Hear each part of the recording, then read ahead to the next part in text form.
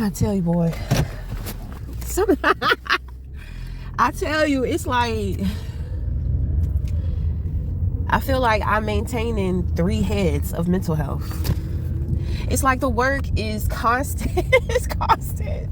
The work is constant. I had to work on my mental health earlier, so now I got to help the baby boy with his. And I told him, I said, baby, we need to get back into reading. But he tries really hard in school. He's stressed out, when he gets home from school. So, I'll say something, but I will not push the issue of him. I will not push the issue of him reading. That's going to be more so for the summertime, but him reading would help, but, he gets in from school and he's stressed out. He's had he had a good day, but academically it's been challenging for him. So he comes in the house and, you know how the kids are always into what's going on. So he's just like, did you hear about Ice Spice? And I'm just like, who is that? So he shows me, and then he shows me, something she had going on, because he was telling me she got in a fight. I was like, baby, I don't want to see nobody fighting. He was just like, it's not gruesome, Mom. Okay, so I'm just like, okay. So I guess all the kids are talking about it. He's excited about it. My son, he's kind of, have you ever met somebody to where, they don't really express their excitement about things, but that they're excited or, about something? Like I can tell the kids at school was real amped up about the shit. And it's like he came home, he was amped up about it, but he's not expressing it. On the surface, my son is very still. He's very disciplined. So it's easy to mistake his expressions. It seems so monotone sometimes, like it's like one way. But the thing is that I can feel him on the inside. So, I know when he's excited about something. So I'm just like, I'm not really interested, but he wants to share it with me. He wants to show me. So I'm just like, okay. So then when it comes to him and his dad, he's just, his dad is at work and he's just like, have you heard about what's on the internet? So dad is just like, dad is impatient. So dad is just like, what are you talking about? Talking about the internet, So when dad blows up, then it's just like baby boy catches an attitude. I gotta stop calling him baby boy because child, Lord knows he's it ain't so much of a baby boy no more. So now dad has frustrated and flustered the son, because our son, he doesn't like when his dad does that. And I told his dad, I'm just like, why are you so impatient? Like he's always been impatient. He's just impatient. And I always have to explain to my son, I'm just like, son, that your dad is impatient and he will really kill a good time. So you're going to have to understand that there are going to be a lot of people like this that you're going to meet in your life. And you have to figure out a way as to how not to be bothered or take things so personal, Now, when it comes to dad, of course, he's going to take it personal because that's dad. But I try to encourage him to practice with using dad. Like you don't want to be affected by your father or your life.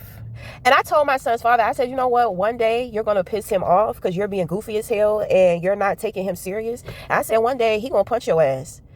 And I was just like, when he does that, you're going to feel everything that you make him feel. You see, son is very sensitive, but dad is not sensitive at all. So it's going to take for something physical to happen for dad to feel something physically in order for him to understand, how much he's affecting the son. And I told him that shit. And I'm just like, you need to tighten up, but it's going to have to come down to some shit like that. I don't know, baby boy don't be playing. Like, I don't know. He's a lot like me, like he don't find too much shit, like all that goofy shit. He don't find that shit funny. And it's like dad is always trying to be light and playful. He's always trying to be avoidant of real shit and feelings and emotions and all this type of stuff. I'm on the outside looking in. I know both of them. I observe both of them individually. Then I observe both of them together. And I'm just like, you know, he's not, baby boy, he just do not be feeling dad.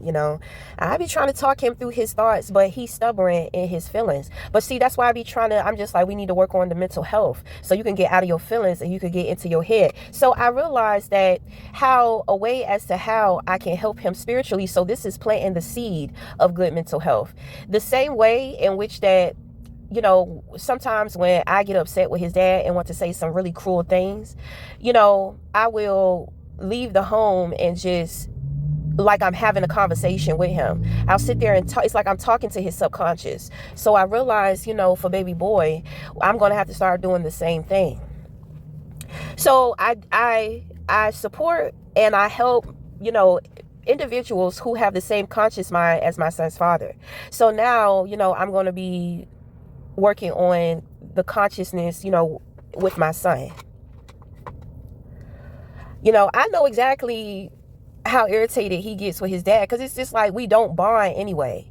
We don't really bond. And when I find things for us to bond and to talk about and have a conversation about, you get impatient and you blow up and you make me feel rejected and you make me feel unimportant. Then on top of that, I just got out of a hard day of school and you're fussing at me. Already a little tense, already a little stressed out. So my thing is the two of them, they have the same love language, which is money and gifts, right? So baby boy is just like, he wants some cereal, but we don't have any milk.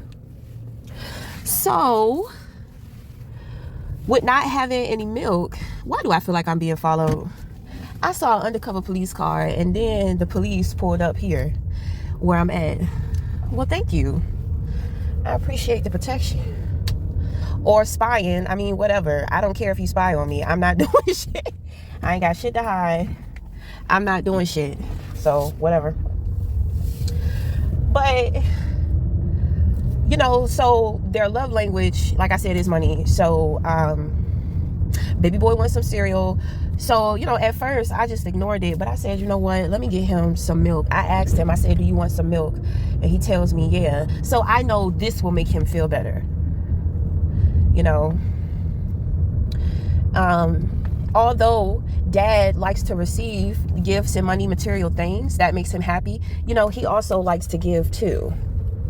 So subconsciously, what we're doing is we're clearing out the situation.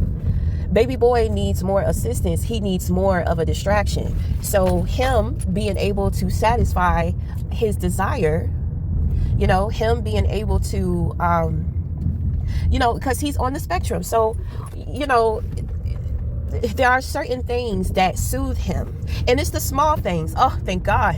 It's the small things that soothe him. He doesn't ask for much.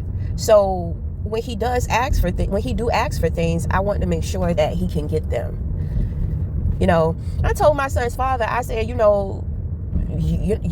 be paying for your mistakes. He does, because he compensates money.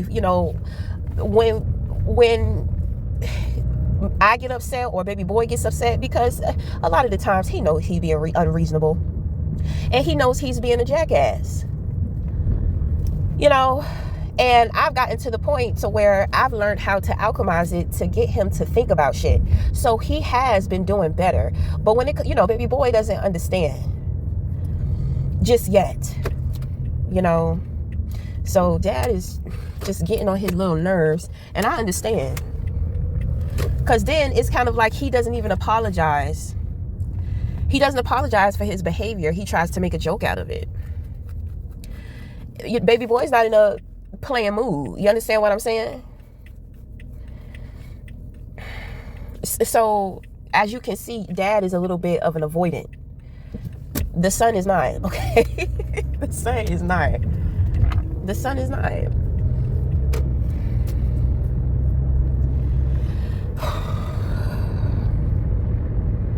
I try not to get too involved with their relationship. I'm more so of the glue. You know, I'm weaving in between the lines to glue the rips and the tears and the cuts.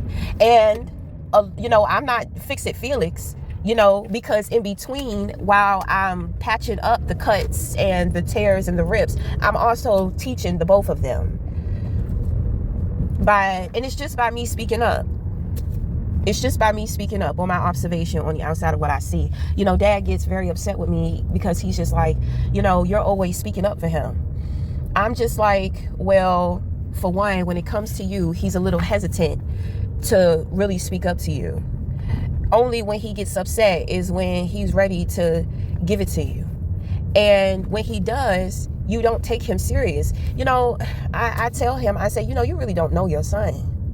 And I said, it's hard for me to be able to keep up with him too, because, you know, he goes through changes. But at the same time, Dad, do not be focused on shit, but working. So I'm like, I mean, it is what it is. You know, I do the best in which the fuck I can do. You know, the best thing for the both of them would be to have space. It would be good if they didn't live together.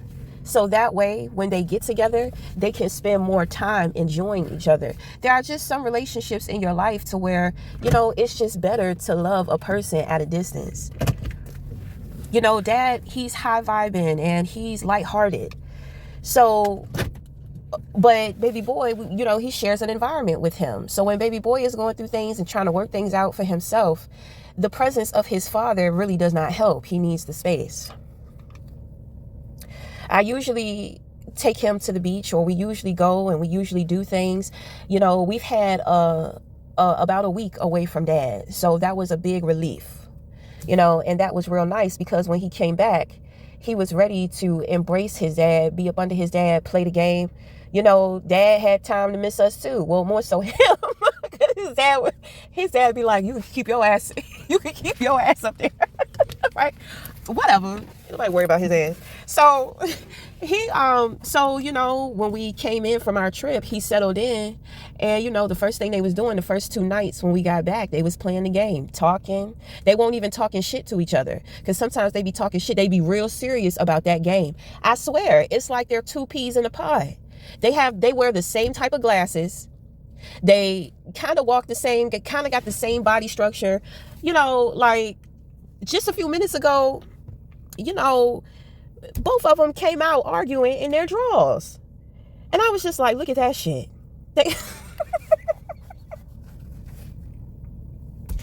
You know, it's like either we need like more space within the home, or we just kind of, you know, it's going to get to a point to where, you know, baby boy, you know, we may have to start planning, making a move, you know, to kind of, well, we don't have to move. I think moving, you know, living in separate homes would be good. But the best way in which that I do what I can do for now is just by taking baby boy out, like helping him to air out. And that's another thing, you know, when he comes in from school, he is carrying a lot of the energy from the other children on him as well. I usually try to encourage him to take a bath or a shower as soon as he gets in, you know, but if he doesn't feel like taking a shower, if he doesn't feel like leaving the home, you know, then I will gather the energy and then I will leave like I'm doing now, because he just seems too exhausted to do anything. I wish more Black men took mental health serious. And I wish that more Black men would balance out prioritizing relationships with their children instead of just providing. Providing is very important, but also having a relationship with your child is very important too. On most days when I have my time of self-reflection, these situations break me down and it makes me sad and it makes me cry. Rather or not I have a solution for it, rather or not, you know, I can Felix fix it, it still weighs on my heart, because the actual work is not coming from them. It's, you know, from Dad. It's more so coming from me, you know.